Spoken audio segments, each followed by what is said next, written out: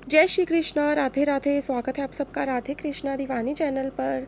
और आप सभी को जन्माष्टमी की ढेर सारी शुभकामनाएं।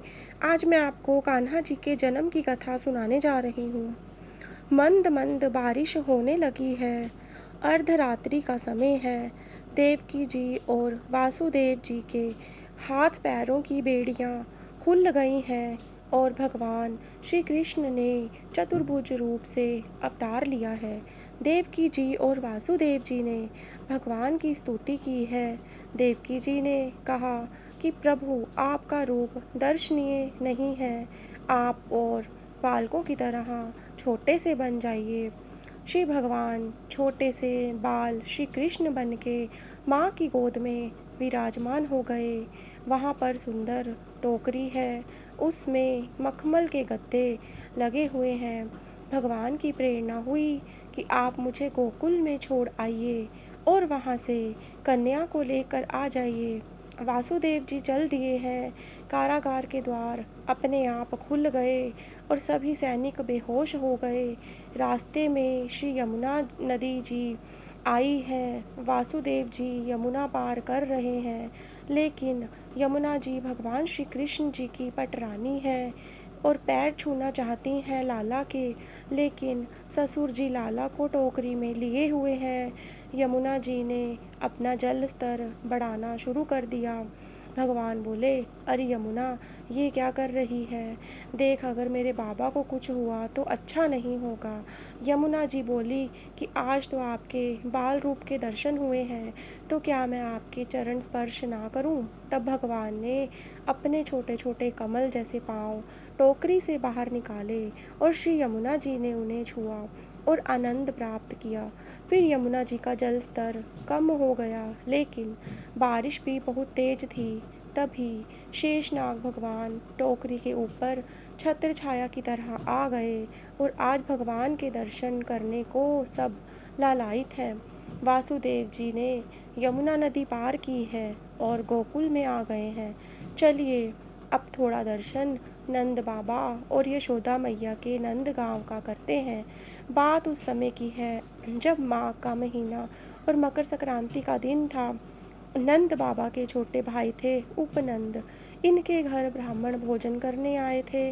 ब्राह्मणों ने एक साथ आशीर्वाद दिया था, ब्रजराज आयुष्मान भव, ब्रजराज धनवान भव, ब्रजराज पुत्रवान भव।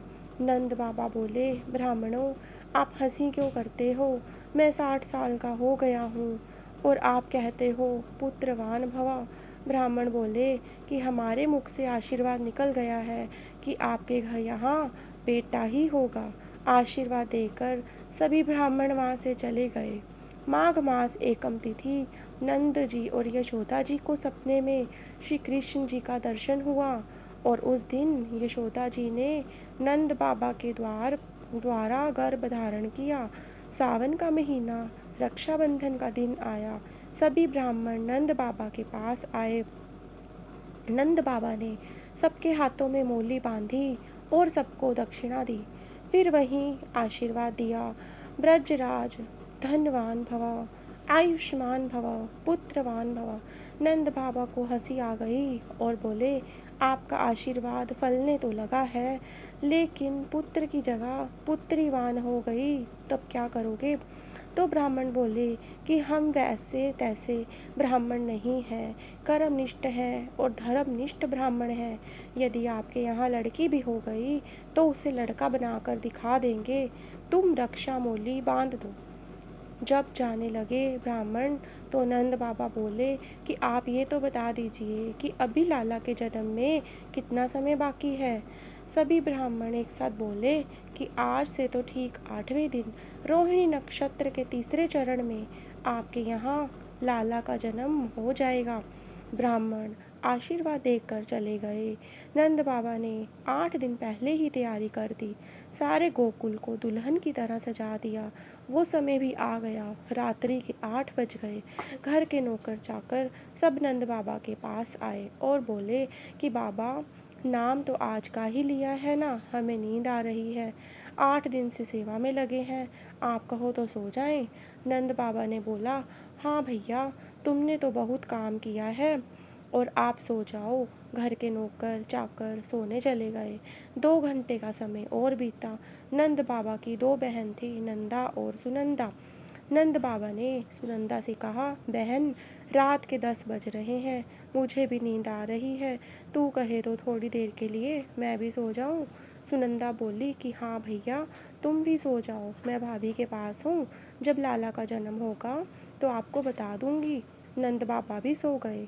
रात के 11 बजे सुनंदा को भी नींद आ गई। यशोदा जी के पास जाकर बोली कि भाभी, नाम तो आज का ही लिया है ना, आज ही जन्म होगा, अगर आप कहो तो थोड़ी देर के लिए मैं सो जाऊं, बहुत थकी हुई हूँ। यशोदा जी ने कहा कि हाँ आप सो जाइए। तो लाला की बुआ सुनंदा भी 11 बजे सो गई।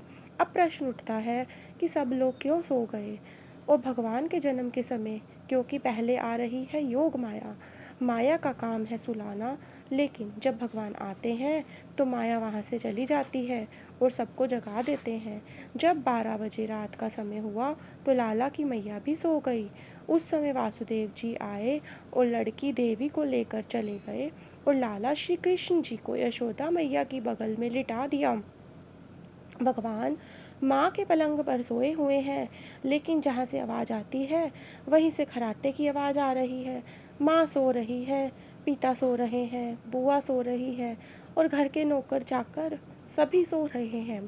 कितने भोले हैं ब्रजवासी, इनको तो ये भी नहीं पता कि मैं पैदा हो गया हूँ। उठ कर नाचे गाएं, क्या मैं मैया से कह दूँ, मैया मैं पैदा हो गया हूँ, तू जग जा। भगवान बोले, नहीं नहीं, यहाँ बोला तो माँ डर जाएगी, अब क्या करूँ। भगवान ने सोचा कि थोड़ा सा रोऊं जिससे माँ जग जाएगी, लेकिन भगवान को रोना आता ही नहीं।